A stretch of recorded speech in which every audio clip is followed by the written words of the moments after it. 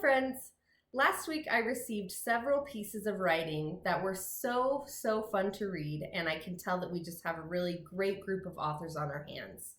Today we're going to talk about an element of writing that is super important when you're doing personal narratives, and that element is small moments in time. So it's not very exciting or fun to read a story that feels and sounds more like a list of events. That just kind of can get a little bit boring. So what you want to do is kind of like zoom in on a small moment in time and write about that moment. So what I want you to do is pause this video and watch the story below, Salt Hands. While you're watching, I want you to think about how this girl, she didn't talk about her entire day. She didn't list the things that she did throughout the day. She zoomed in on one moment on that day and is telling us about it. So pause the video and watch Salt Hands. Okay, now that you've seen the story Salt Hands, we're going to talk about story writing.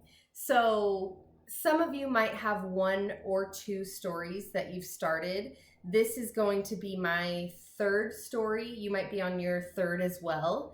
Or you can take a story that you've already written and think, oh, this story is about my birthday party, but I'm going to narrow it down. I'm going to think about one thing that happened at my birthday party, and I'm going to write another story about that small moment. So normally in class, I would have us share stories and read them out loud to each other and give each other ideas and just support each other. But since we can't really do that, I wrote my own story, and I'm going to read it to you after I tell you about my the ideas that I wrote down. So linked underneath is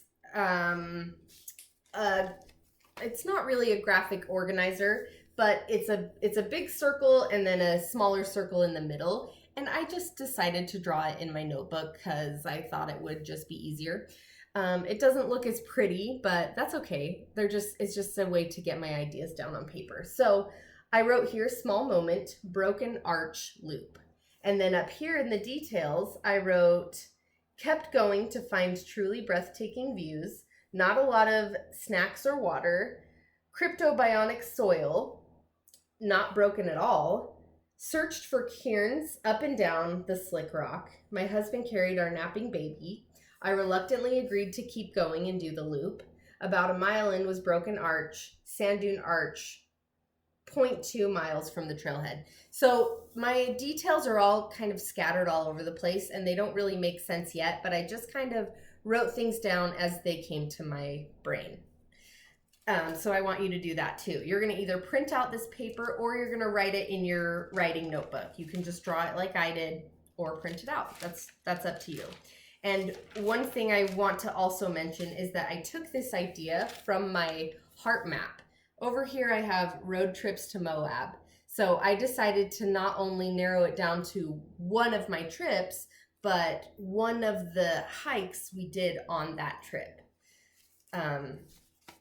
And then after I filled out my little small moments circles, I also took the time to fill out a graphic organizer to help me remember the important parts of my story.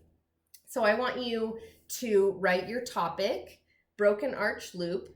The time was mid-February 2020, President's Day weekend.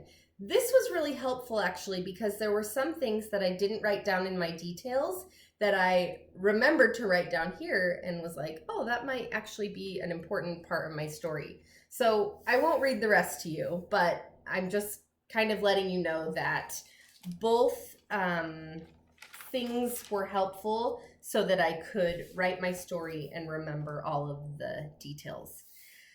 So I'm going to read my story to you. It's not perfect and it's not really finished. There's still some mistakes and probably some things that aren't necessary and some things I might want to change or add, but it's good for now. and I wrote for more than 15 minutes. I set my timer and I started writing, and then my timer went off, and I thought to myself, well, I've got momentum going. I'm just going to keep writing. So I ended up writing for about 20 or 25 minutes. So if you write for longer than 15 minutes, that's great. But I want you to try and write for at least 15 minutes. Okay, so I'm going to read my story to you. We were at Arches National Park for one of our annual trips to the desert. The sun had begun to make its way down the other side of the sky. We decided to do one last small hike. Brad carried Molly in her carrier on his front side. As we hiked, she dozed off. A short distance in from the trailhead was a sandy area with narrow slot canyons that led to Sand Dune Arch. We got close, took some pictures, and made our way back to the trail towards Broken Arch. We had been walking on mostly flat ground for almost a mile when we reached Broken Arch. Turns out it wasn't broken at all, and the views through the arch were beautiful. We even met a family with a tiny baby smaller than Molly. They were very nice. Because we were in good spirits, Molly was still sleeping, and we were not yet tired, Brad suggested that we keep going. We could either turn around and go back the way we came, or take the trail that loops us around and takes us back to the trailhead. I didn't know for how long or how difficult the loop would be, so I reluctantly agreed to check it out. Reluctantly means that I wasn't quite sure, but I decided to anyway. We hiked and hiked and hiked. This time there were ups and downs and things to climb over, and I could start to feel my belly rumbling. On top of that, we were now hiking through a canyon with no sunshine, and I was feeling cold. This was not the first time we had hiked an unforgiving path, so I was feeling anxious. What if Molly feels cold? What if she wakes up and needs to eat? What if we get lost? I was not a happy hiker. I decided there was nothing I could do but keep going. We hiked up and up and up. I still wasn't sure how much farther we needed to go, but I stopped. I was taken away by the beauty that surrounded me. I could see snowy desert for miles and beautiful mountains off in the distance. I was still tired, but I felt so alive. We followed the cairns along the slick rock in order to find our way. We were extra careful not to step on the cryptobiotic soil. Molly woke up shortly before we got back to the trailhead. I carried her the rest of the way as she smiled at hikers walking past us. Sometimes it's good to do hard things, and that was certainly a loop worth taking. So that's my story. I hope you enjoyed it, and I hope that it gives you some inspiration when you write your story. And once you have something written down, take a picture and send it my way. I would love to read it. Thanks, friends.